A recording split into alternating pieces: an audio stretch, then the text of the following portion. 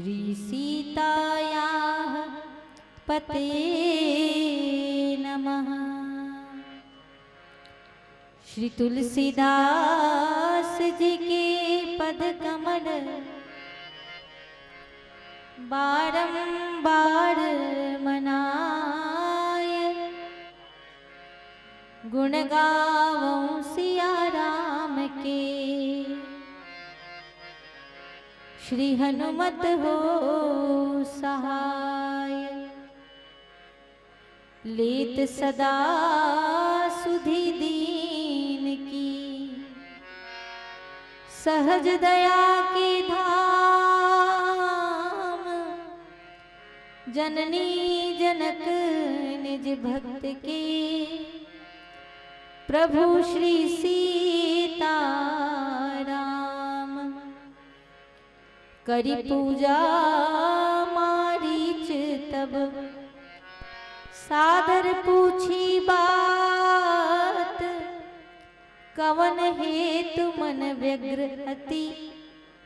अक्सर आयु तात, सियावर रामचंद्र की जय। पावन ग्राम खुटे ये पीड़ित के इस धरती पे विराजमान आदरणीय राम अनुरागी श्रोता समाज, करुणामयी, दयामयी, ममतामयी मेरी माताएं और बहनें, इस भक्ति रूपी बगीचे में खिले हुए फूलों के समान छोटे छोटे बाल गोपालों, मंच पर विराजमान हमारे आदरणीय गांव के सियान जन, वरिष्ठ जन, और हम सभी को श्री राम कथा से जोड़ने वाले परम आदरणीय संचालक महोदय जी, ग्राम पीड़ित की धरती पर प्रभु राम की भक्ति की गंगा की अविरल धारा प्रवाहित करने वाले, राम कथा का सुंदर आयोजन करने वाले आदरणीय आयोजक बंधुओं, आप सभी के श्री चरणों में नवदीप बालिका मानस परिवार, अम्बागढ़ चौकी, जिला मोहला मानपुर चौकी का सादर प्रणाम स्वीकार कीजिए। हमको ज्यादा कुछ नहीं आता, पर इन्हीं भावों को लेकर कि कवि न हो नहीं चतुर कहावो, मति अनुसार राम गुण गावो। कह रघुपति के चरित अपारा, और कह मति मोरी निरत संसारा। इसी भाव से गुरुजनों से हमने जो भी प्रसाद पाया है, अपने माता पिता के आशीर्वाद से जो भी कुछ हमने पाया है, सीखा है, समझा है, जाना है, बस उन्हीं के दिए प्रसाद को आप लोगों के बीच बांटेंगे और गलतियों के लिए क्षमा चाहते हैं। तो माताओं और भाइयों, आइए अरण्यकांड दोहा क्रमांक 24 की हम सब यात्रा करें। मारीच के सुंदर चरित्र पर हमें चर्चा करने का अवसर मिला है। आइए इससे पूर्व कि हम सब इस प्रसंग में प्रवेश करें, एक सुंदर सा भजन प्रभु के चरणों में सादर अर्पित है। बोलिए श्री सच्चिदानंद भगवान की जय। आप सभी से मेरा आग्रह है, सब लोग मेरे साथ जितना बन पड़े पीछे पीछे गाने गाएंगे, इसी आग्रह के साथ, ठीक है।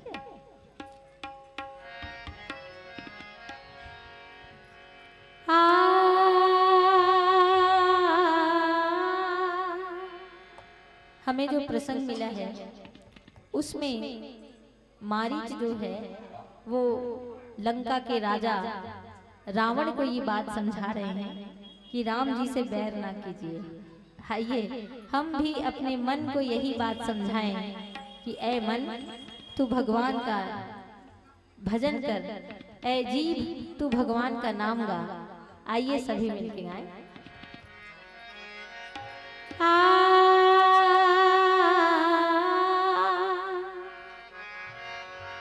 वर्षा ऋतु रघुपति भक्ति,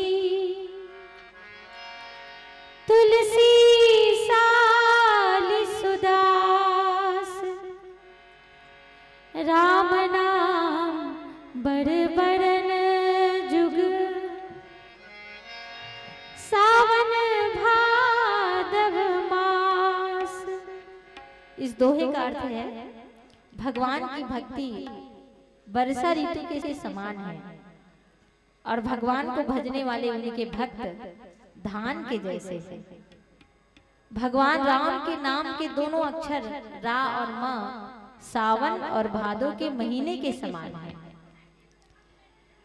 जैसे सावन और भादो की बरसात में धान प्रसन्न होता है, उसी तरह से भगवान का नाम जपने वाले जीव भगवान का नाम जपकर प्रसन्न होते हैं। जैसे 12 महीने में से अगर सावन और भादो को हटा दिया जाए तो कुछ नहीं बचेगा, ऐसे ही मनुष्य अगर अपने जीवन से रा और मा इन दो अक्षरों को हटा दे तो उसके जीवन में कुछ नहीं बचेगा। आइए इसी सावन और भादो की बरसात में हम सब भी भीग जाएं।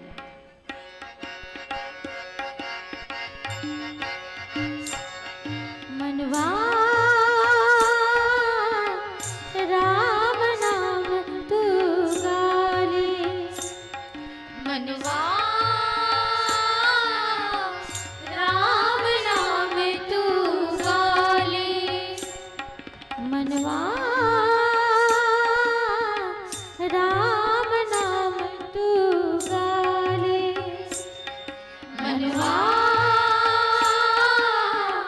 राम नाम तू गाले। सुमिरन कर ले सीतापति का, सुमिरन कर ले सीतापति का, सुमिरन कर ले सीतापति का, सुमिरन कर ले सीतापति का। तू भी अलग जगा ले, मनवा राम नाम तू गाले, गाले, मनवा राम नाम तू गाले।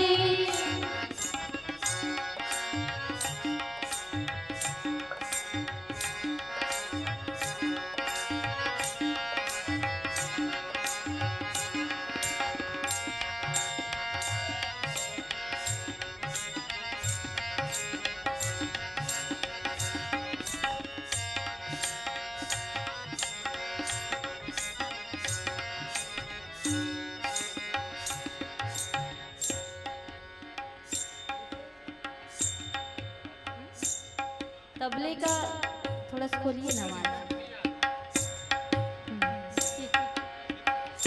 क्या जाने तू प्रभु की माया, क्या जाने तू प्रभु की माया। इस पल धूप तो उस पल छाया, इस पल धूप तो उस पल छाया।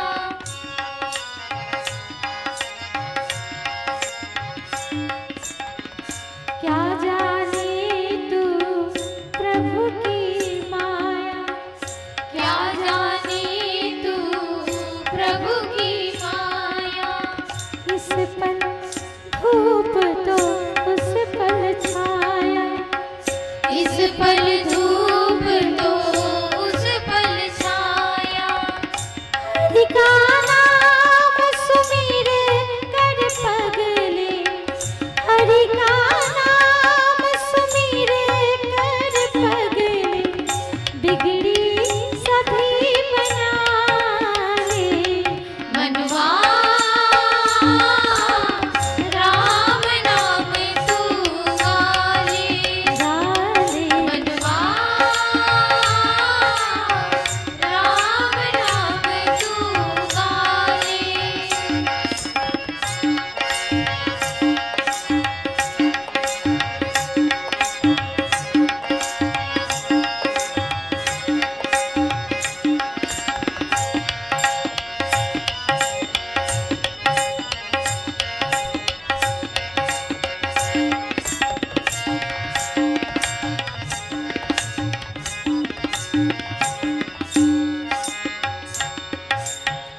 आइए इस भजन के माध्यम से हम अपने मिले हुए प्रसंगों को गा रहे हैं। अरण्यकांड दोहा क्रमांक 24 को। करी पूजा मारी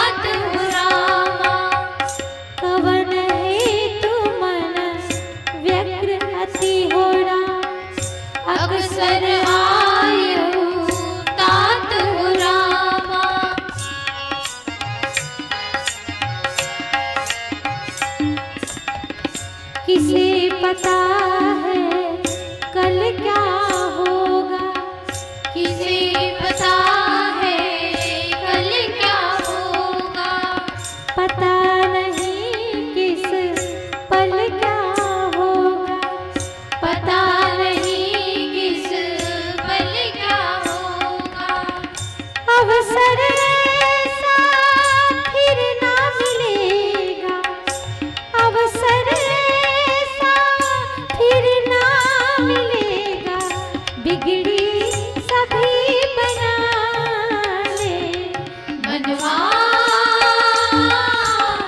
राम नाम तू गाले, गाले। मनवा राम नाम तू गाले।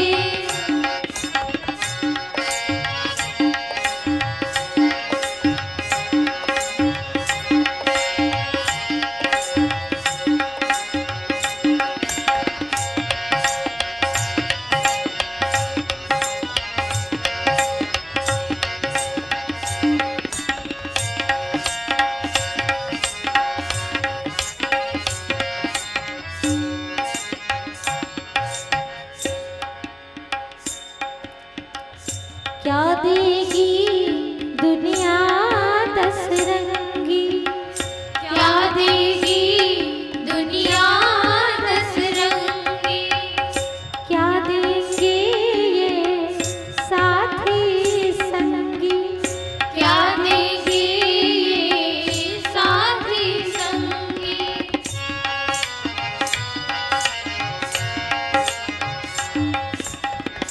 क्या देगी दुनिया दस रंगी, क्या देगी दुनिया दस रंगी, क्या देंगे ये साथी संगी, क्या देंगे ये साथी संगी, राम नाम रस पी मत हारे, राम नाम रस पी मत हारे, राम नाम फल खाले मनवा राम नाम तू गाले, गाले। मनवा राम नाम तू गाले, सुमिरन कर ले सीतापति का, सुमिरन कर ले सीतापति का, सुमिरन कर ले सीतापति का, सुमिरन कर ले सीतापति का, तू भी अलग जगा रे मनवा राम नाम तू गाले, गाले। मनवा राम नाम तू गाले, राम नाम तू गाले, राम नाम तू गाले, राम नाम तू गाले। सियावर रामचंद्र शंकर हरिओ करी पूजा मारीच तब, सादर पूछी बात, कवन हेतु मन व्यग्र अति, अक्सर आयु तात। सियावर रामचंद्र की जय। मानस प्रेमी श्रोता समाज, आइए अरण्यकांड की कथा में हम सब प्रवेश करें। ये उस समय का प्रसंग है जब शूर्पणखा के नाग कांड श्री लक्ष्मण जी महाराज के द्वारा काट दिए गए। समाज में जो व्यक्ति अपनी मर्यादा से विपरीत काम करता है उसके नाक कान कट जाते हैं, चाहे वो स्त्री हो या पुरुष हो। नाक कान सम्मान और इज्जत का प्रतीक होता है। और मर्यादा सबके लिए जरूरी है, पुरुषों के लिए भी और स्त्रियों के लिए भी, है ना। तो लक्ष्मण अति लाघव सो नाक कान बिनु किन्ह और ताके कर रावण कह मनो चुनौती दिन है। शूर्पणखा कटे हुए नाक को लेकर अपने भाई रावण के पास जाती है और पूरी घटना अपने भाई को सुनाती है। शूर्पणखा ये भी बताती है कि भैया आप कैसे भाई हैं कि आपके रहते आपकी बहन के नाक कान कट गए। जिस स्त्री के कारण मेरे नाक कान कटे हैं वो परम सुंदरी है, उसे आप हर कर ले आए तभी मेरे इस अपमान का बदला लिया जा सकेगा। हमारे संत गोस्वामी तुलसीदास जी शब्दों के जादूगर हैं। उन्होंने शूर्पणखा को अहिनी कहा है, अहिनी यानी नागिन कहा। नागिन जो होती है अपने ही बच्चों को खा जाती है, छोटे बच्चों को या अंडों को खा देती है। शूर्पणखा उस नारी का चरित्र है जो अपनी मर्यादा से विपरीत काम करके अपने ही कुल का नाश करवा देती है। कथा आगे बढ़ी, रावण ने विचार किया सीता माता को हरने का, और इधर भगवान राम जी और सीता जी पर्णकुटी में मतलब पंचवटी में पत्तों की कुटिया में रह रहे थे। लक्ष्मण जी जब कंदमूल फल लेने गए तो भगवान राम ने माता सीता से कहा, सीते सुनहु सिया व्रत रुचिर सुशीला, मैं अब करब ललित नर लीला, तुम पावक मह करहु निवासा, जो लगी करम निशाचर नासा। अच्छा, मैं जब भी कोनो चौपाई बोलूं या दोहा गाऊं ना तो आप मन बोला बहुत ध्यान से सुनो, ठीक है। सुनहु सिया व्रत रुचिर सुशीला, है सुशीला सीता मैं अब तुमसे कुछ कहना चाहता हूँ, ध्यान से सुनना। लक्ष्मण अभी कंदमूल फल लेने गए हैं, अब मैं कुछ नया नर लीला करने वाला हूँ और इस नर लीला में तुमको मेरी सहायता करनी है। सीता जी ने कहा, प्रभु कौन सी सहायता? बोले ये करना है कि तुम अपनी असली स्वरूप को अग्नि में समाहित कर दो और अपनी माया रूप को प्रकट करो, और उसी माया रूप को फिर रावण हरण करके ले जाएगा और इस बहाने मैं निशाचरों का नाश करूंगा। सुनहु सिया व्रत रुचिर सुशीला, मैं अब करब ललित नर लीला, तुम पावक मह करहु निवासा, जो लगी करो निशाचर नासा। तो प्लान बन गया, पूरी योजना तैयार हो गई राम जी की। लेकिन इधर रावण सोच रहा है कि मैं योजना बना रहा हूं सीता को हरने की। अब आपसे मैं एक ठो सवाल पूछूं छोटा सा, सीता हरण की योजना राम जी की योजना है या रावण की योजना है? रावण मन में सोच रहा है कि मैंने सीता हरण की योजना बनाई है, लेकिन असल में तो ये है कि राम जी की इच्छा के बिना तो एक पत्ता भी डोलता नहीं है। सीता हरण की योजना रावण की योजना नहीं है मेरी माताओं और भाइयों, भगवान स्वयं लीला करने के लिए ये योजना बना रहे हैं। उन्होंने पहले ही कह दिया ना, असली रूप को अग्नि में समाहित कर दो और माया रूप को प्रकट कर दो। और इधर रावण सोच रहा है कि मैं सीता को हर लाऊं, लेकिन कैसे हरूं? ये सोचकर लंका के राजा रावण जो हैं अपने मामा मारीच के पास गए, मारीच के पास गए और सिर नवाया। रावण किसी के सामने सिर नवाए? कौन? रावण, लंका का राजा रावण जो अपनी बड़ाई करते कभी थकता नहीं, अपने मुंह मियां मिट्ठू बनते कभी थकता नहीं, वो रावण मारीच के सामने सिर नवा रहा है। गोस्वामी तुलसीदास जी कहते हैं ये तो बड़ी अजीब घटना घट गई। रावण जैसा अभिमानी किसी के सामने सिर कैसे नवा सकता है? तो उन्होंने बहुत सुंदर लिखा कि नीच लोग का सिर नवाना भी बड़ा दुखदाई होता है। नीच लोग स्वार्थ जब रहेगा तभी सिर नवाते हैं, अन्यथा वो कहाँ किसी के सामने सिर नवाते हैं। गोस्वामी तुलसीदास जी ने बहुत अच्छी चौपाई लिखी, नवन नीच के अति दुखदाई, नवन नीच के अति दुखदाई। नीच लोगों का झुकना यानी कोई अभिमानी व्यक्ति अगर अचानक किसी के सामने झुक रहा है तो समझ लीजिए जरूर दाल में कुछ काला है, या जरूर ये आदमी अपना स्वार्थ सिद्ध करने मेरे पास आया है, कुछ तो गड़बड़ है ना। नवन नीच के अति दुखदाई, जिमि अंकुश धनु रग बिलाई। गोस्वामी जी कहते हैं जैसे अंकुश का झुक जाना, जैसे धनुष का झुकना, जैसे सांप का झुकना और जैसे बिल्ली का झपटा मारने के लिए झुकना, इनका झुकना खतरनाक है। इसी तरह से अभिमानी लोग भी सबके सामने नहीं झुकते, और अचानक झुक रहे हैं तो सामने वाले को सचेत हो जाना चाहिए कि कुछ तो गड़बड़ है, ये आदमी ऐसे तो झुकने वाला आदमी नहीं है, ये झुक रहा है यानी कुछ स्वार्थ है इसके मन में। मारीच समझ गए।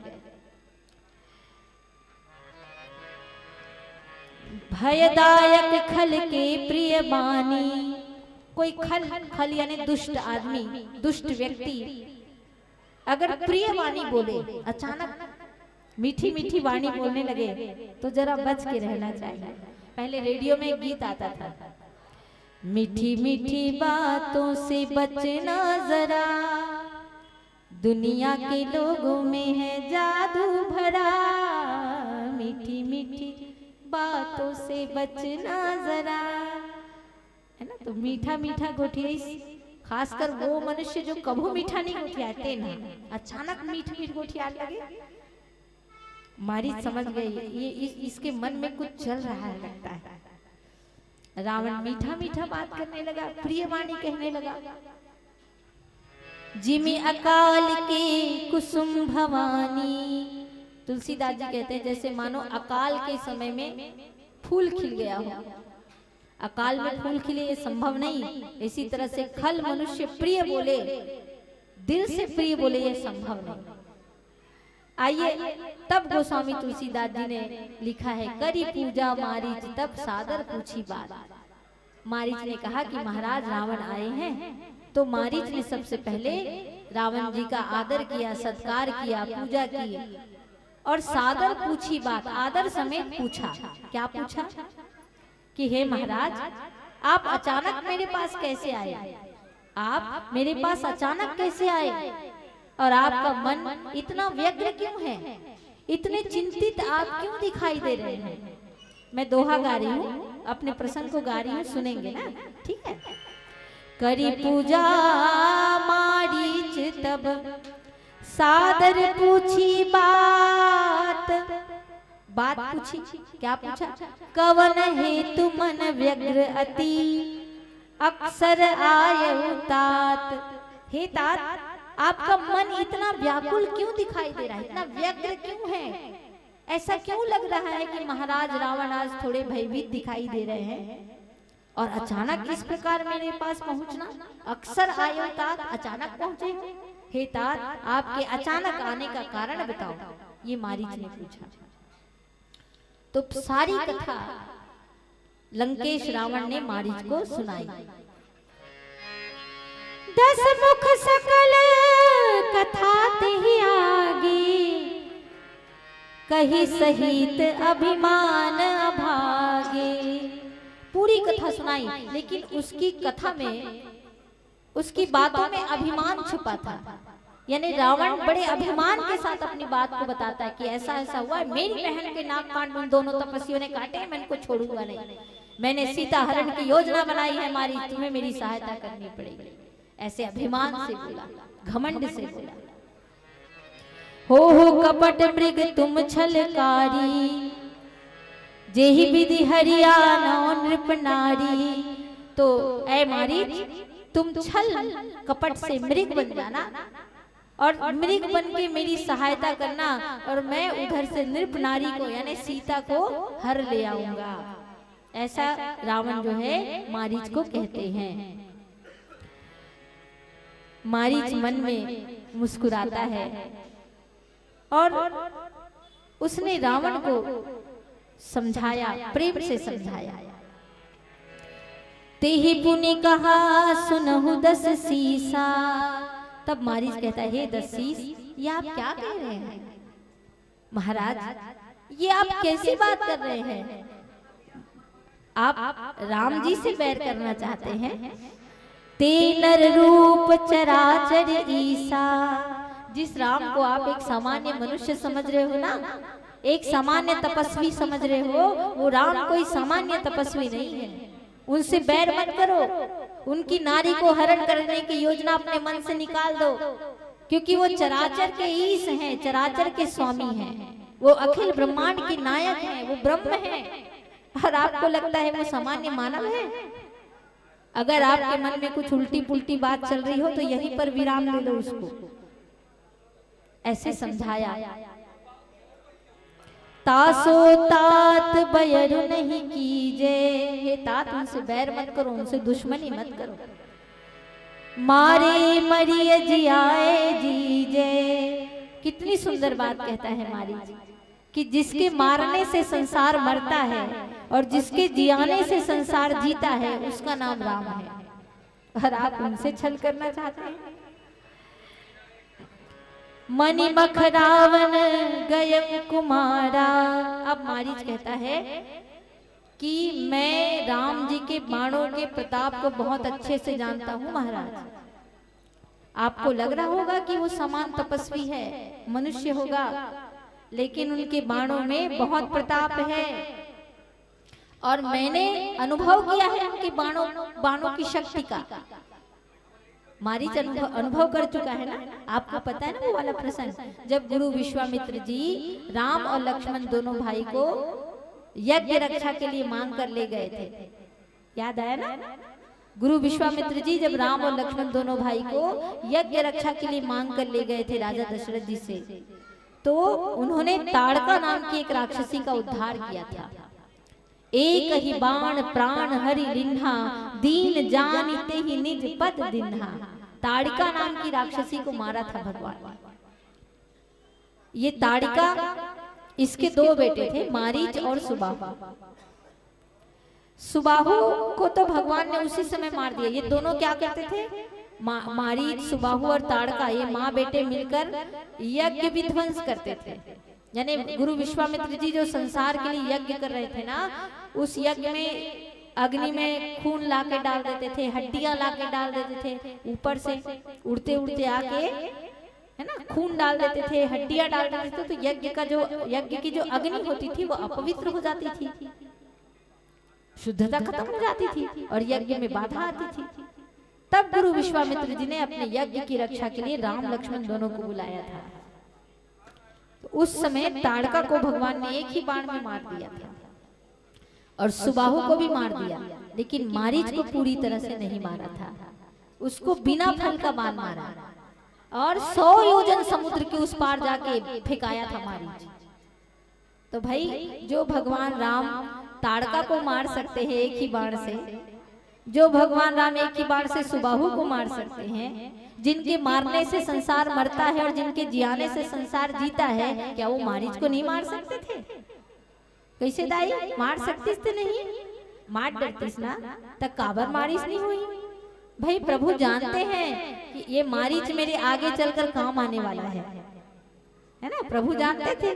तेकरे से तियोल छोड़ दी सोई हुआ है नहीं, अभी छोड़ूंगा तभी तो आगे काम आएगा ना भाई। भगवान तो सर्वज्ञ है, सब कुछ जानने वाले हैं। तो ताड़का और सुबाहु को तो उसी समय द एंड कर दिया, उनका खत्म कर दिया दोनों को, लेकिन मारीच को छोड़ दिया था।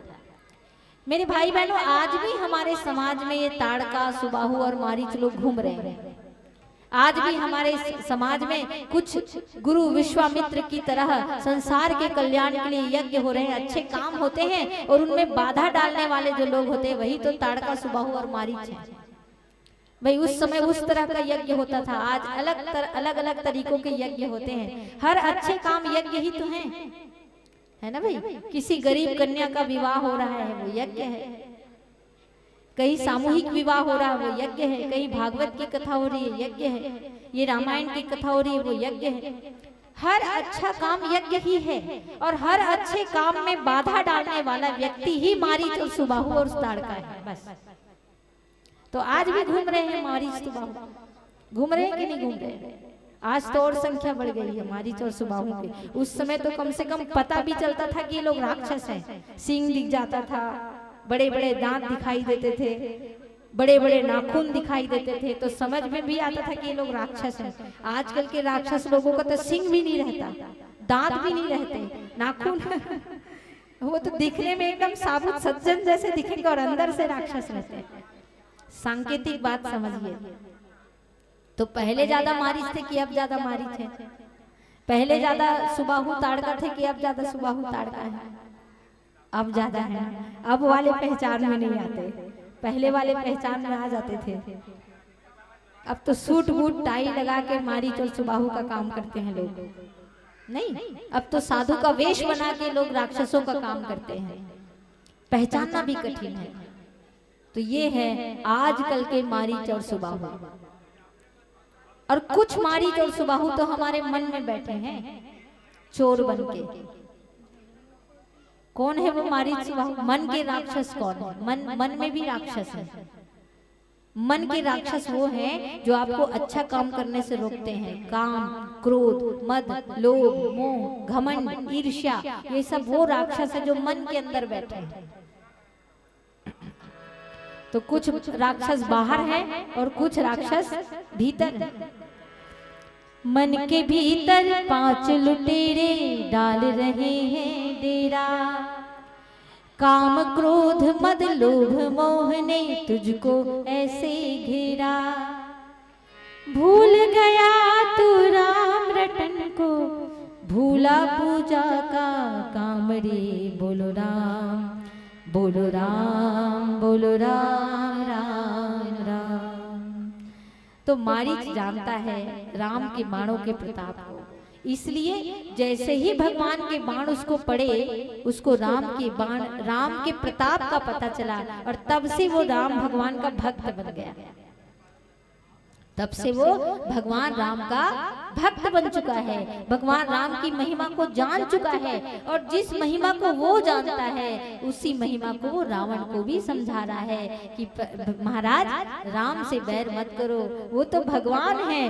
बल्कि मैं आपसे निवेदन करता हूँ कि आप उनके शरण में जाओगे तो आपका कल्याण होगा। ये सीता जी को हरने की योजना मन से निकाल दो। ये मारीच समझा रहा है रावण को कि तुम अभिमान त्यागो, घमंड त्यागो। जब आदमी के सामने अभिमान का पर्दा पड़ता है ना, घमंड का पर्दा जब सामने में आता है तो कुछ भी उसको दिखाई नहीं देता। घमंडी व्यक्ति कहाँ किसी की सुनता है। तो मारीच क्या समझा रहे हैं रावण को? आइए हम भी अपने मन को यही बात समझाएं। प्रेम से बोलिए श्री सीताराम भगवान की जय।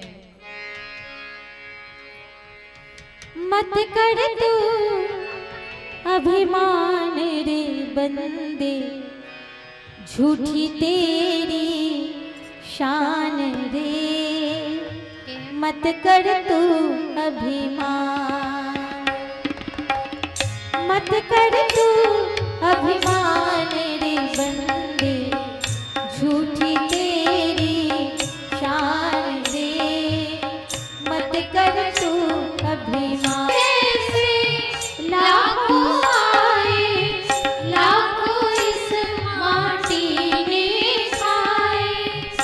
जैसे लाखों आए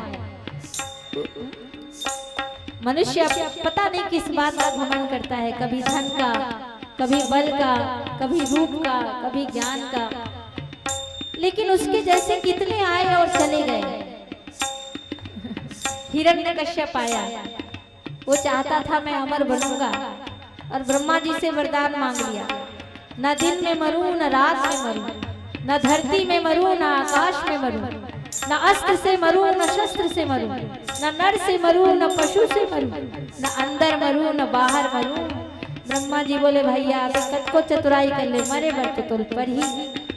प्रभु के सामने तुम्हारी चतुराई नहीं चलेगी। एक वस्तु तो कह दिया, लेकिन भगवान ने ऐसी लीला की कि नर सिंह बनकर न नर न पशु, न दिन न रात, न अंदर न बाहर, डेहरी में।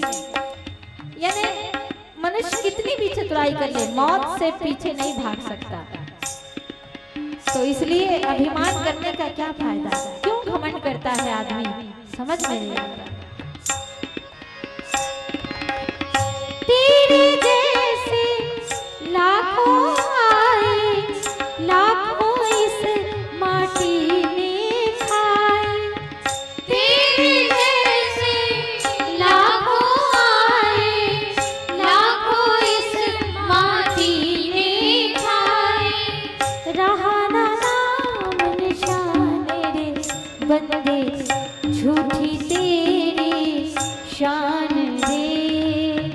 मत कर तू अभिमान। मत कर तू अभिमान रे बंदे, झूठी तेरी शान रे। गाइए। मत कर तू अभिमान।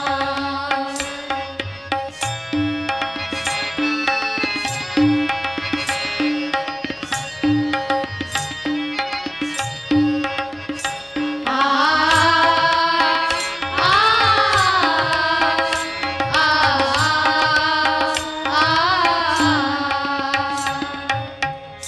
तेरे पास है हीरे मोती, मेरे मन मंदिर में ज्योति। तेरे पास है हीरे मोती, मेरे मन मंदिर में ज्योति। तेरे पास है हीरे मोती, तुझे हीरे मोती का बड़ा अभिमान। पर मैं गरीब जरूर हूँ, पर मेरे पास भगवान के नाम का धन है, भगवान के नाम की ज्योति है। अब बताओ, जिसके पास हीरे मोती है वो धनवान, या जिसके पास भगवान के नाम का धन है वो धनवान? कौन धनवान भाई? तेरे पास है हीरे मोती, मेरे मन मंदिर में ज्योति। तेरे पास है हीरे मोती, मेरे मन मंदिर में ज्योति। कौन हुआ धनवान रे बंदे, झूठी तेरी शान।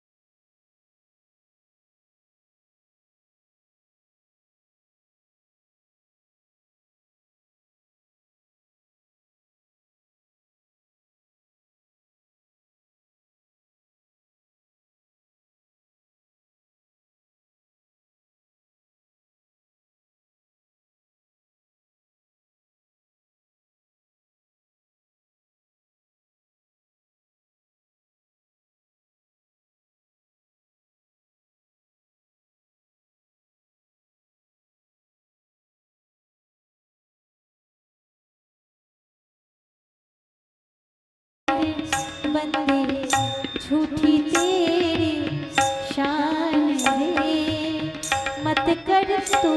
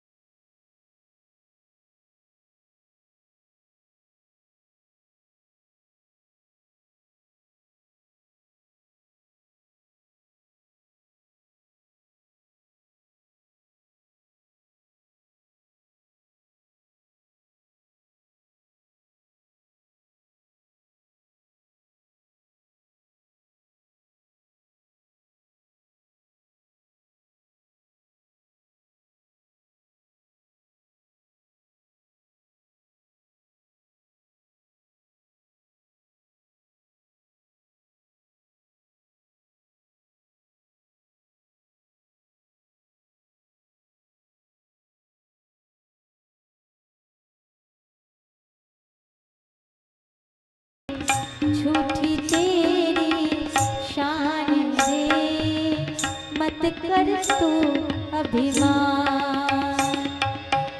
मत कर तू अभिमान रे बंदे, झूठी तेरी शान रे। मत कर तू अभिमान। ओ झूठी तेरी शान रे, मत कर तू अभिमान। झूठी तेरी शान रे,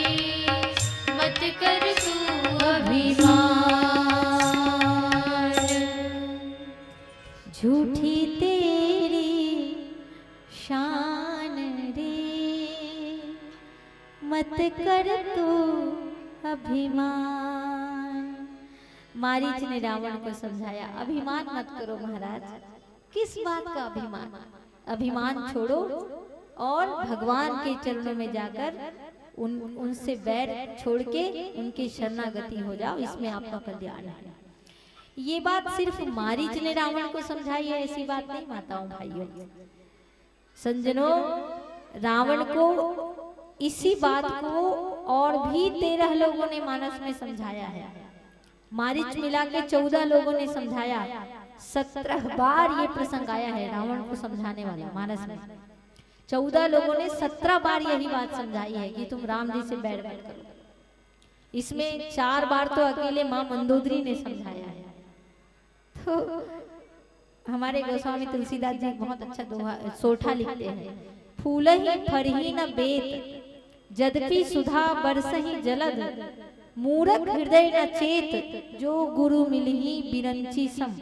यानी आकाश से अमृत भी बरस जाए तो भी वेद में फूल और फल नहीं लगता। इसी तरह से मूर्ख को ब्रह्मा के समान भी गुरु मिल जाए, फिर भी अभिमानी व्यक्ति अपने कल्याण के बारे में नहीं सोचता, वो अभिमान करेगा ही। उसको कुछ भी बात समझ में नहीं, क्योंकि पर्दा पड़ा है ना। पर्दा पड़ता है तो फिर कहाँ दिखाई देगा सामने कितना बड़ा गुरु है। हनुमान जी को तो कह दिया था, ए बंदर तू मुझे सिखाने आया, हम ही मिला कपि गुरु बड़े ज्ञानी, एक बंदर मुझे सिखाने आया है। लेकिन बाद में उसी बंदर ने जब लंका जलाई तब समझ में आया कि बंदर में कितनी ताकत है। भाई बहनों, मारीच ने समझाया कि महाराज अभिमान छोड़ दो, और अब तो मेरी ऐसी दशा है, राम जी के बाणों से मैं इतना घबराया हुआ हूँ, राम जी के बाणों के प्रताप से मैं इतना डरता हूँ कि अब उस समय से उनके बाण मेरे सामने सामने अभी भी दिखाई देते हैं। अभी भी मेरे आंखों के सामने राम और लक्ष्मण दिखाई देते हैं। ऐसा उनका बाण का प्रताप है। महाराज वे बड़े शूरवीर हैं और उनसे बैर करने में आपका कल्याण नहीं होगा। फिर कहने लगे, जेहि ताड़का सुबाहु हति खंडेउ हर को दंड खरदूषण तिसरा बधेउ मनुज की असबरी बंड।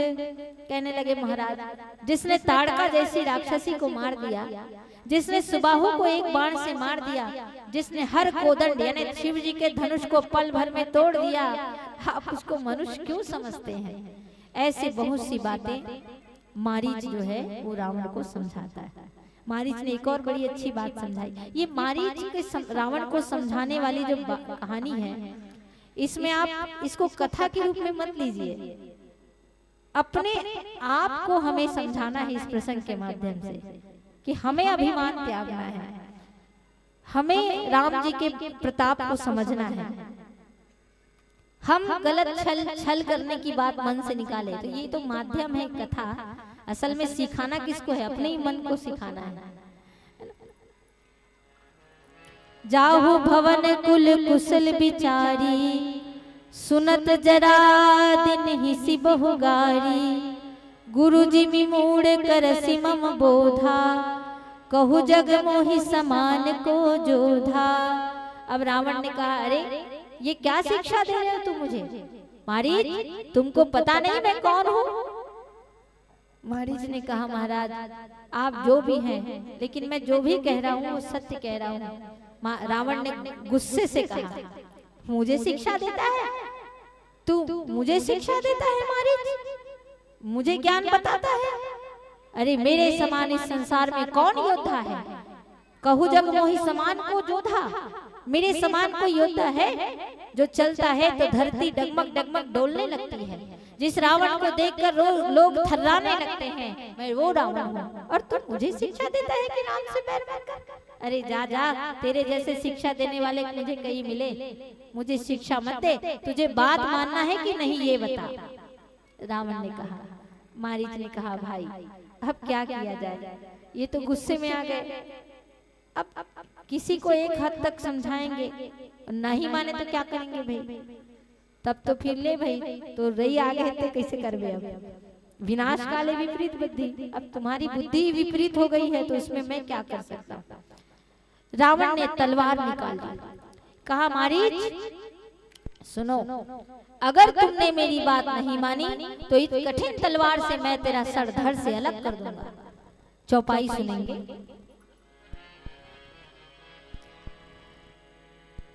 तब मारीच हृदय अनुमाना, नवहि विरोध नहीं कल्याणा।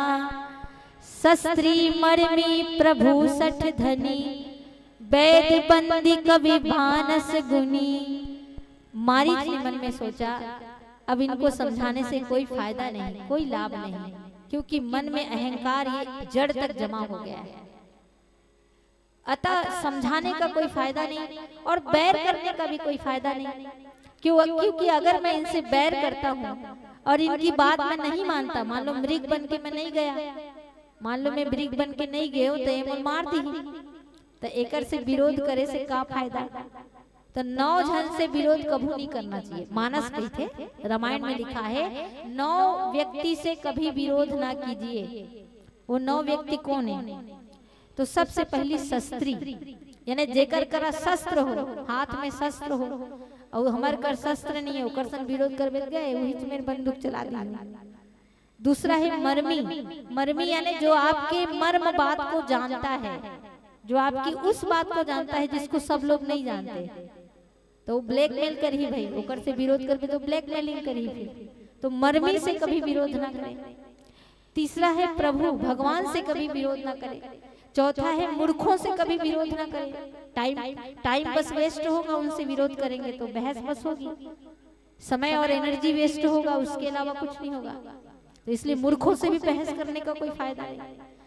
दूसरा है धनी व्यक्ति से कभी विरोध ना करें, बहुत ज्यादा धनवान व्यक्ति है उससे विरोध नहीं करना है।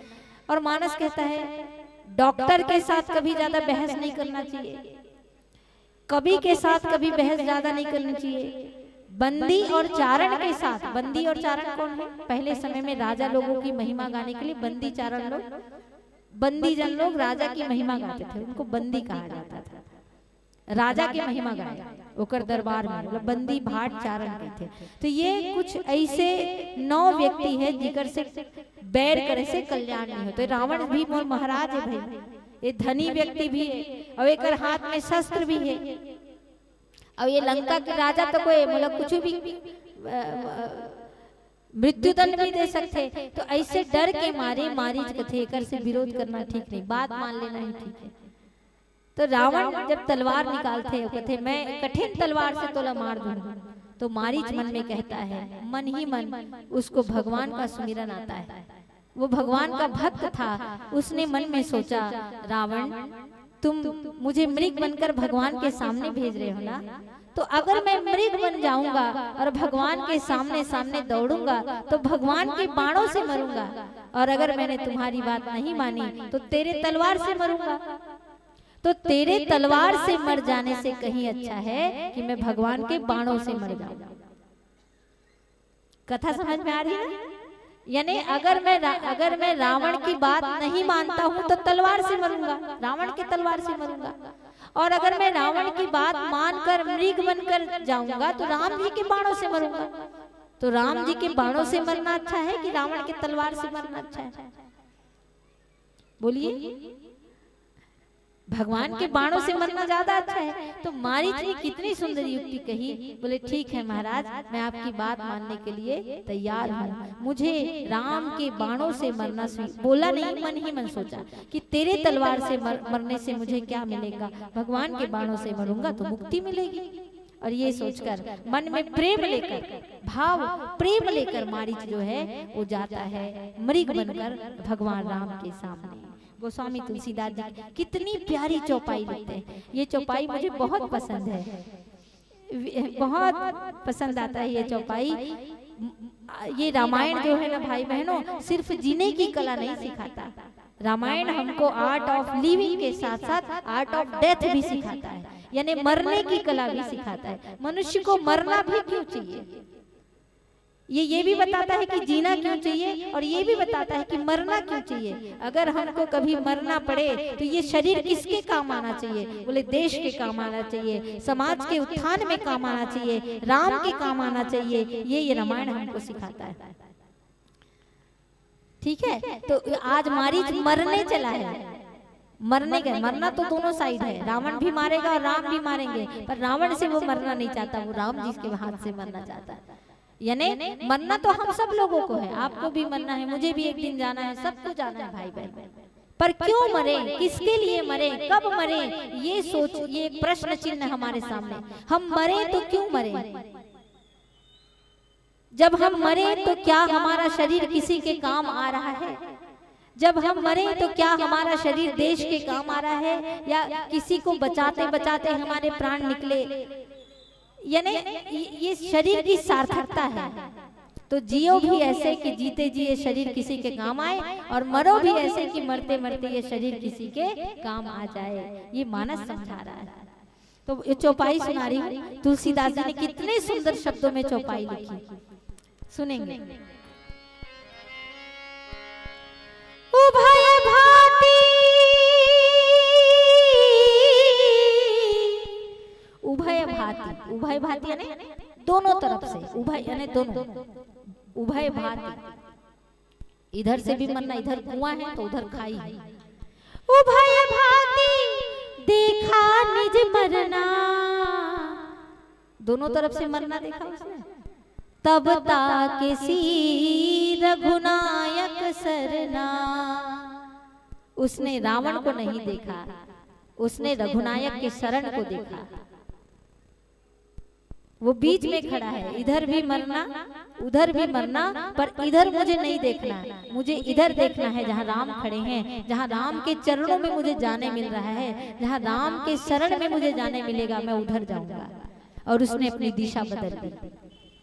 याद रखिए मेरे भाई बहन, मैं हाथ जोड़कर एक विनती करूं, मनुष्य जिस दिन सही दिशा को पकड़ लेता है, उसकी दशा भी उसी दिन सही हो जाती है। मनुष्य की दशा का निर्धारण उसकी दिशा ही करती है, ये मारीच हमको बताता है। वो चाहता तो इधर भी मुड़ सकता था, लेकिन उसने रघुनायक के शरण की ओर मुड़ना पसंद किया कि नहीं, मैं जाऊंगा और भगवान के बाणों से मरूंगा। मन में प्रेम लेकर चलता है। उतर देत मोहि बधब अभागे, अगर मैं रावण को उत्तर देता हूँ तो ये मेरा वध कर देगा, मार देगा मुझे। अब ये बधब शब्द भी हमारे सियान में बढ़िया बताते हैं। बधब लिख के देखो, मन में लिखो, बधब लिख दे रहे हो। हाँ, अब एतिल पढ़ाओ, बधब, एतिल पढ़ाओ, बधब, 3 अक्षर का मेरा नाम और उल्टा सीधा एक समान। एतिल भी बधब, ओतिल भी बधब, एतिल भी मरना, ओतिल भी मरना, है ना, कभी भी मर सकते हैं भाई। तो मर रहे क्यों? तो बोले मरण उसी का सार्थक है जो कुछ सार्थक काम लेके मरता है। बाकी कीड़े मकोड़े भी तो जीते और मरते हैं क्या? कीड़े मकोड़े भी तो जीते हैं और मरते हैं। तो हमको कीड़ा मकोड़ा तो नहीं बनना है ना, हमको मरण को सार्थक करना है। हमको जीवन को भी सार्थक करना है और हमको मरण को भी सार्थक करना है। जैसे सैनिक मरते हैं, उनको मरते हैं बोलना भी ठीक नहीं, लेकिन बात आ गई तो मुंह से निकल गया। जैसे सैनिक शहीद होते हैं, वो अमर हो जाते हैं, मर के भी अमर हो जाते हैं।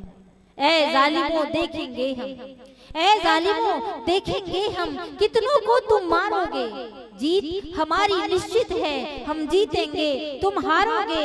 कितनी चलाओगे गोली, कितनी चलाओगे गोली, हर व्यक्ति का सीना तन जाएगा।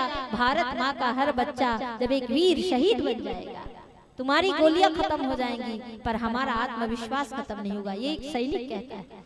वो जानता है जिस समय उसके हाथ में ज्वाइनिंग लेटर आता है, उसको पता होता है कि जिस प्रोफेशन में मैं जा रहा हूँ, जिस काम के लिए मैं जा रहा हूँ, उसमें मेरा मरना निश्चित है और मेरे जीवन का कोई ठिकाना नहीं, कब जाना पड़ जाए। लेकिन फिर भी उसे गर्व होता है कि मैं जब भी मरूंगा देश के लिए मरूंगा, कुछ अच्छा करने के लिए मरूंगा। ये मरण को सार्थक कर रहा है।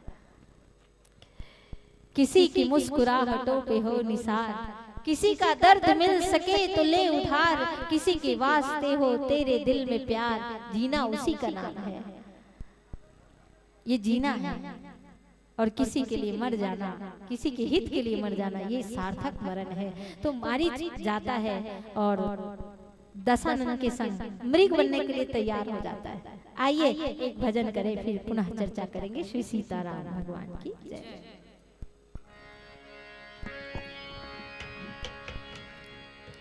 मारीच के मन में एक बड़ा प्यारा भाव आ रहा है। जब वो जाने लगता है, चलते चलते वो सोच रहा है, ओहो मैं कितना बड़भागी होऊंगा। दोहा क्रमांक 26 में तुलसीदास जी लिखते हैं, मम पाछे धर धावत धरे सरासन बाण, फिरी फिरी प्रभु ही बिलो की हो, धन्य नमो समान। ये मारीच सोच रहा है। क्या सोच रहा है? मम पाछे धर धावत, मैं मृग बनकर आगे आगे दौड़ूंगा और मेरे पीछे पीछे भगवान बाण लेकर दौड़ेंगे। दुनिया राम को पाने के लिए दौड़ती है, पर मैं वो बड़भागी व्यक्ति रहूंगा कि राम मेरे पीछे दौड़ेंगे, वो भी बाण लेकर मुझे तारने के लिए। ये मारीच सोच रहा है और चला जा रहा है।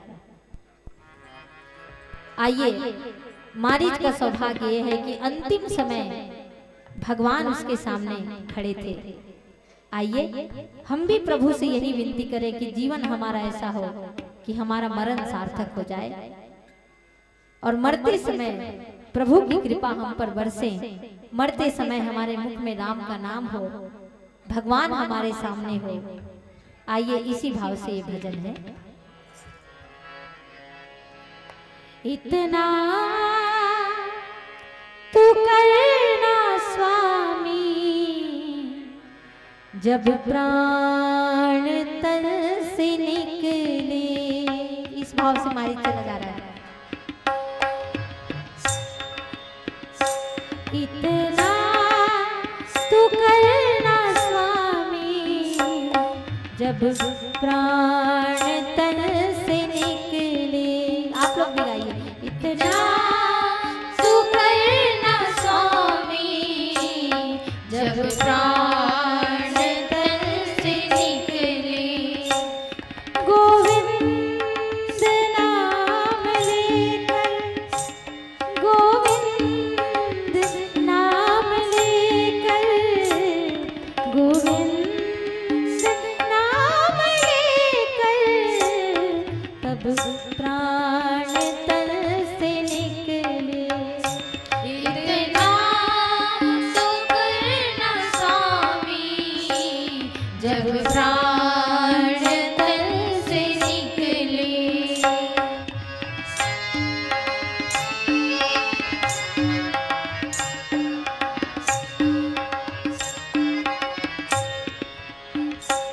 श्री गंगा जी का तट हो, जमुना का बंसी वट हो। श्री गंगा जी का तट हो, जमुना का बंसी वट हो। मेरा सावरा निकट हो, मेरा सावरा निकट हो, मेरा सावरा निकट हो, तब प्राण तन से निकले। इतना तू करना स्वामी, जब प्राण तन से निकले।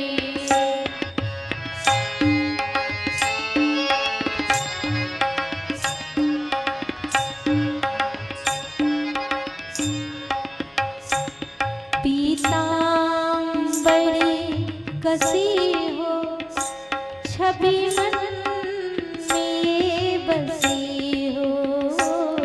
पीतांबरी कसी हो, छवि मन में बसी हो। इतना ही करना प्रभु। पीतांबरी धारण करके तुम मेरे सामने आना, तुम्हारी छवि मेरे मन में बसी हो। और मरते समय मेरे मन में दुख ना हो, हंसी हो, मेरे होठों पे मुस्कुराहट हो। एक अजीब सी संतुष्टि के साथ मैं संसार से विदा हूँ। मेरे जीवन को ऐसा बनाना राम कि मैं मरते समय संतुष्ट रहूं, अपने जीवन से संतुष्ट रहूं। गौतम बुद्ध कहते हैं, अगर कोई मनुष्य इच्छाओं के साथ मरता है तो ये मुक्ति है। अगर कोई मनुष्य इच्छाओं के साथ मरता है तो ये मृत्यु है। लेकिन अगर कोई मनुष्य संतुष्टि के साथ संसार से जाता है, इच्छाओं के बिना मर जाता है, तो यही मुक्ति है, यही मुक्ति है। पीतांबरी कसी हो छवि मन में बसी हो, पीतांबरी कसी हो छवि मन में बसी हो, होठों पे कुछ हंसी हो, होठों पे कुछ हंसी हो, होठों पे कुछ हंसी हो, तब प्राण तन से निकले। इतना तो करना स्वामी, जब प्राण तन से निकले, जब प्राण तन से निकले, जब प्राण तन से निकले। उस वक्त जल्दी आना, नहीं शाम भूल जाना, राधे को साथ लाना, राधे को साथ लाना, जब प्राण तन से निकले। एक भक्त की है अर्जी, खुद गर्ज की है गर्जी, आगे तुम्हारी मर्जी, आगे तुम्हारी मर्जी, आगे तुम्हारी मर्जी, जब प्राण तन से निकले। इतना तो करना स्वामी, जब प्राण तन से निकले। तो भगवान हमारे मरने के समय आए या उनका नाम हमारे मुख में आए, ये तभी संभव हो सकता है जब हमारा जीवन अच्छा गया हो। जीवन अगर अच्छा नहीं गया हो तो मरण कैसे अच्छा हो सकता है? मरण जीवन पे डिपेंड है। आप जीवन को परमार्थ में बिताएंगे, आप जीवन को सही ढंग से जिएंगे तो मरण भी अच्छा होगा, इसमें कोई दो मत नहीं। तो मारीच भगवान से प्रेम करके जाता है। माता और भाइयों, तब भगवान के सामने वो मृग बनकर जाता है। गोस्वामी जी जो चौपाई लिखते हैं, निगम नेति शिव ध्यान न पावा, माया मृग पाछे सुधावा। चौपाई सुनेंगे, अब जाने का संकेत भी आ गया, लेकिन आधे मिनट में मैं अपनी बात पूरी करूं।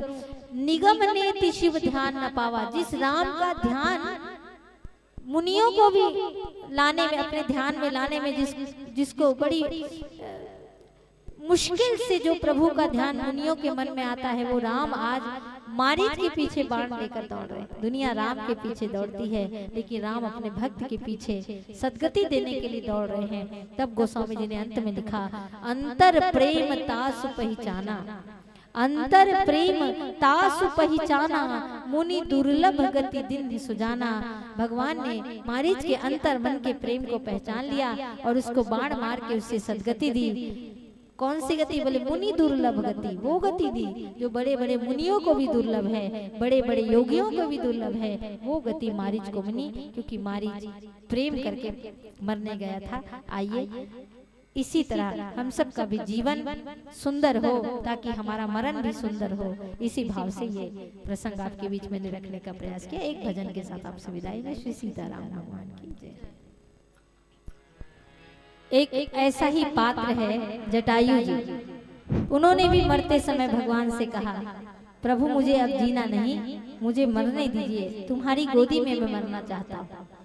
प्राण विहीन देह गोदी में लिए राम करुणा बरसाए, कमल नयन के अश्रुधार से प्रभु अंतिम स्नान कराए।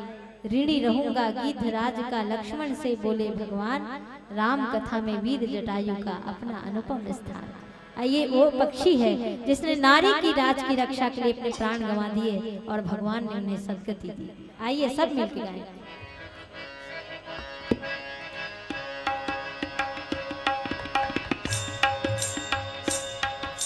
राम कथा में वीर जटायु का अपना अनुपम स्थान। राम कथा में वीर जटायु का अपना अनुपम स्थान। तुलसी ने बड़ भागी कहकर किया जटायु का यशगान। राम कथा में वीर जटायु का अपना अनुपम स्थान। राम कथा में वीर जटायु का अपना अनुपम स्थान। तुलसी ने बड़ भागी कहकर किया जटायु का यशगान। राम कथा में वीर जटायु का अपना अनुपम स्थान। राम कथा में वीर जटायु का अपना अनुपम स्थान।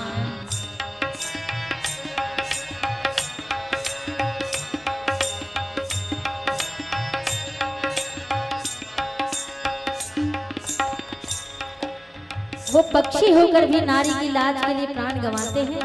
और बड़े दुख की बात है कि आज मनुष्य होकर भी हम नारियों की रक्षा करना तो दूर, उन पर उल्टे अत्याचार किए जा रहे हैं। ये कितनी बड़ी विडंबना है हमारे जीवन की। सीता हरण समय रावण से युद्ध किया, वीर गति पाए शूरवीर शरणागत रक्षक धर्म प्राण त्यागी कहलाए।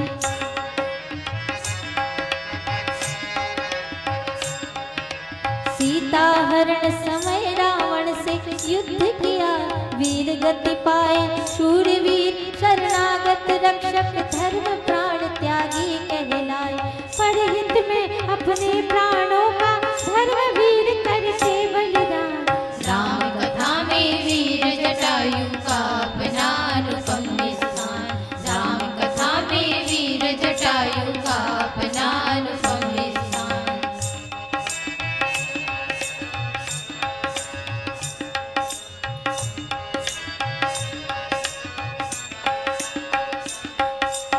अंत समय बोले रघुवर, लो अमर तुम्हें कर देता हूँ। कहे जटायु नहीं था, बस भक्ति का वर लेता हूँ।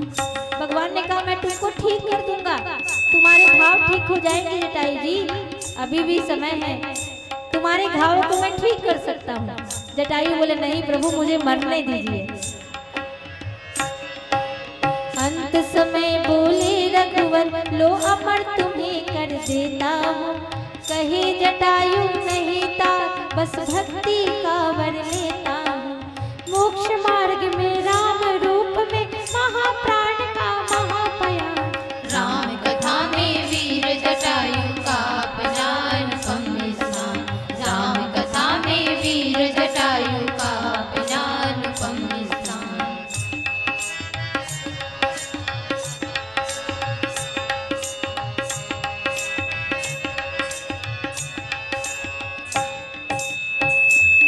अब भगवान की गोदी में जटायु जी हैं और भगवान रो रहे हैं, उनके आंखों से आंसू निकल रहे हैं। मेरे भाई बहनों, जब मनुष्य की मृत्यु होती है तो जल से उसे स्नान कराया जाता है, गंगा जल मिलाकर जल से उसे नहलाया जाता है। जटायु का सौभाग्य देखिए, राम के आंसुओं से उसका अंतिम स्नान हुआ।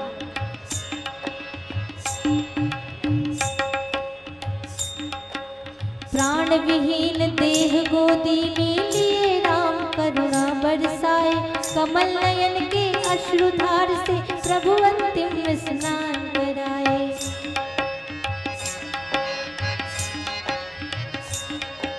प्राण विहीन देह गोदी में लिए राम करुणा बरसाए। कमल नयन के अश्रुधार से प्रभु अंतिम स्नान कराए। ऋणी रहूंगा गिद्धराज का, लक्ष्मण से बोले भगवान। राम कथा में वीर जटायु का अपना अनुपम स्थान। राम कथा में वीर जटायु का अपना अनुपम और अंतिम पंक्ति सुने, जो सौभाग्य महाराज दशरथ जी को नहीं मिला। जब दशरथ जी ने प्राण त्यागे तो राम अयोध्या में नहीं थे, तो जो सौभाग्य दशरथ जी को नहीं मिला वो सौभाग्य जटायु को मिला। राम ने अपने हाथों से जटायु जी का क्रियाकर्म संस्कार किया। त्रेता युग के अवतारी नर अपने हाथों चिता रचाकर मान पिता सम अग्निदाह दे त्रिभुवन के स्वामी करुणा कर।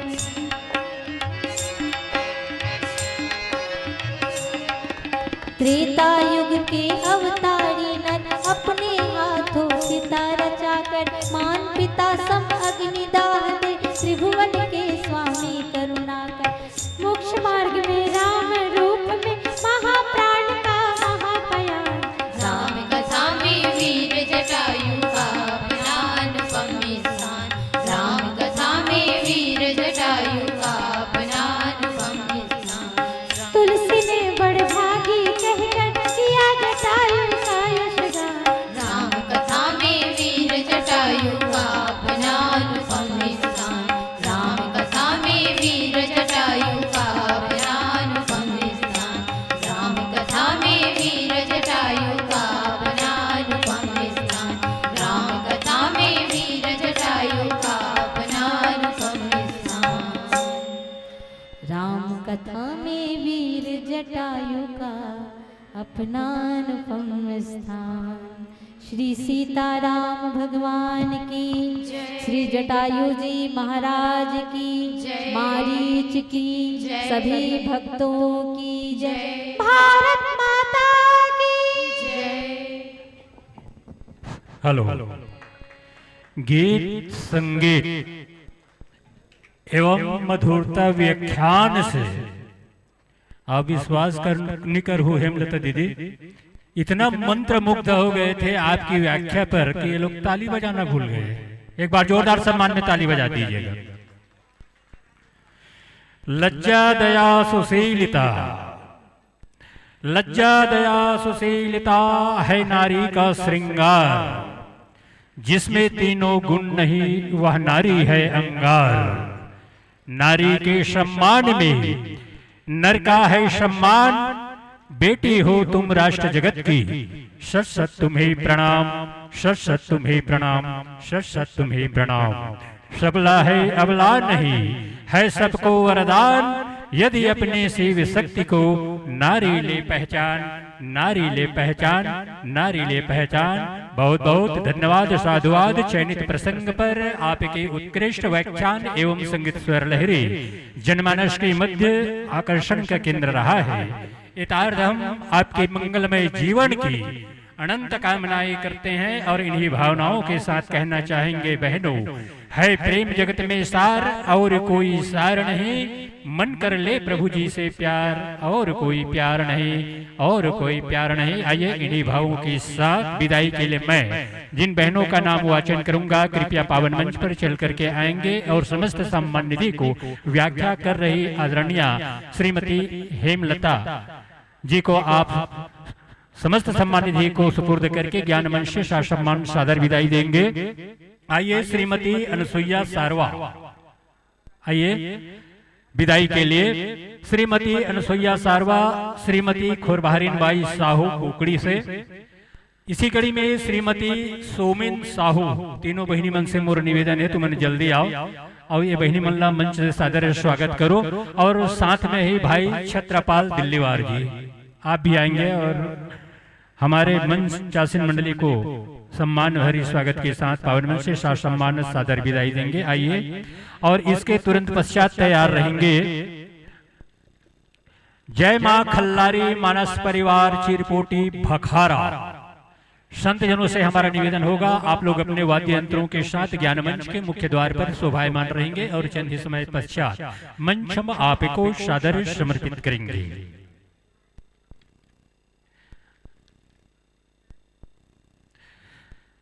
अवैया साल में हेमलत दीदी आपसे हम निवेदन करबो कि अवैया साल में है ये हमार मंच लझन भूला हो और पा के निमंत्रण झटकुन तुमन आ जाओ भैया साल में दीदी मन निवेदन करत रही से और बोला बे भैया किस्त में के हम और काम वाला न छिपला दूं बेटी मन हंसत है बिल्कुल निश्चित रूप से ही हमला आशा विश्वास है। अब एक बार जोरदार सम्मान में ताली बजाओ। बहुत सुंदर प्रस्तुति गीत संगीत व्याख्यान जो है बहुत ही मधुरतम रूप से आप लोगों के बीच में परोसने का प्रयास किया है। बहुत बहुत धन्यवाद साधुवाद हम ज्ञापित करते हैं और तैयार रहेंगे। जय मां खल्लारी मानस परिवार चिरपोटी भखारा।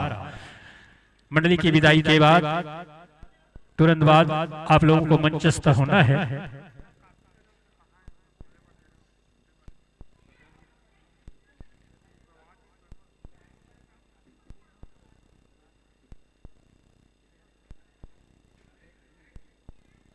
बहुत बहुत धन्यवाद साधुवाद। हम दर्शक दीर्घ से भी निवेदन करवो आदरणीय श्री दीपक चंद्राकर जी सांखरा के द्वारा उद्घोषक के लिए भी 50 रुपये से नवाजे हैं। एक बार जोरदार सम्मान में ताली बजा दीजिएगा। यदुवंशी जी आपके मधुरतम वाणी प्रशंसा करते हुए उन्होंने हमें 50 रुपये से नवाजे हैं। बहुत बहुत धन्यवाद साधुवाद दीपक चंद्राकर जी को। एक तरफ अगुवाई के लिए भी आप लोग सम्मान में ताली बजाते रहिएगा। जय मां खल्लारी मानस परिवार चिरपोटी संतजनों का सौभाग्यमन पावन मंच की ओर सनय सनय पदार्पण हो रही है, तो कृपया जोरदार करतल ध्वनि के साथ आप लोग सम्मान में ताली बजाते रहें। बहुत बहुत धन्यवाद साधुवाद। छत्तीसगढ़ की ख्याति लब्धि मंडली का सौभाग्यमन हम अभी इस पावन मंच पर पुनः हम पाने जा रहे हैं। जय मां खल्लारी मानस परिवार चिरपोटी भखारा संत जनों का शुभागमन। आइए संतो अर्पित है अति प्रेम सहित श्रीमान निमंत्रण यह लेना, करना कृतार्थ कृपा कर हमें अपना शुभ दर्शन पावन मंच पर देना। ज्ञान मंच की शोभा आपसे, ज्ञान मंच की शोभा आपसे, देव रूप में आइए, भाव भक्ति खुशहाल सदा हो, इतनी कृपा बरसाइए, इतनी कृपा बरसाइए, इतनी कृपा बरसाइए। आइए बहुत बहुत धन्यवाद साधुवाद। जय मां खल्लारी मानस परिवार चिरपोटी भखारा संत जनों का शुभागमन हमारे इस पावन मंच पर हो रही है। और हमारे मंचासन मंडली के स्वागत के लिए मैं जिन भक्त जनों का नाम वाचन करूंगा कृपया पावन मंच पर चल करके आएंगे और हमारे मंचासन मंडली का गौरव ग्राम पीड़ित की ओर से आप लोग स्वागत करेंगे। तैयार रहेंगे। परम आदरणीय श्रीमान दिनेश हिरवानी जी, श्रीमान लेखराम हिरवानी जी, श्रीमान ओम प्रकाश निर्मलकर जी, तीनों भक्त जनों से हमारा निवेदन होगा आप लोग आएंगे। और